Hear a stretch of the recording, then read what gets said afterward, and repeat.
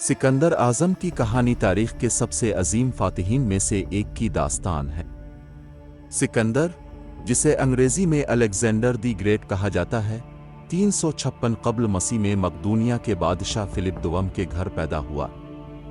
इसकी वालिदा का नाम ओलिम्पेस था और उसने सिकंदर की तरबियत में अहम किरदार अदा किया। सिकंदर ने अपनी इब्तिदाई तालीम मशहूर फिलासफर अरस्तू से हासिल की। इस तालीम ने इसकी ज़हानत और फ़लसफ़ियाना सोच को परवान चढ़ाया। जब वो सिर्फ 20 साल का था तो उसके वालिद फिलिप दुवम का कत्ल हो गया और वो मकदूनिया का बादशाह बन गया। सिकंदर ने अपनी पहली बड़ी जंग 334 कब्ल मसीह में दरियाए गिरानिकोस के करीब लड़ी और फतह हासिल की। इसके बाद इसने एक के बाद एक फ़ारसी सल्तनत के मुख्तलिफ हिस्सों पर कब्ज़ा करना शुरू किया। इसकी सबसे बड़ी फतह 331 कब्ल मसीह में गोगमेला की जंग में हुई, जहां इसने ईरानी शहंशाह दारिविश सिवुम को शिकस्त दी।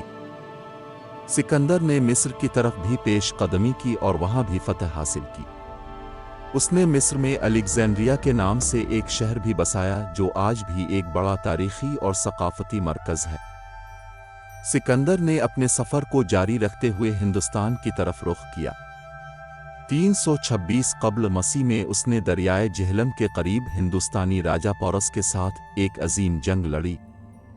इस जंग में दोनों जानिब से भारी नुकसान हुआ, लेकिन आखिरकार सिकंदर फतेहयाब हुआ।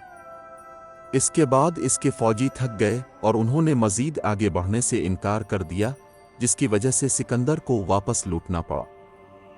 सिकंदर 323 कब्ल मसीह में बाबुल मौजूदा इराक में बीमार होकर इंतकाल कर गया।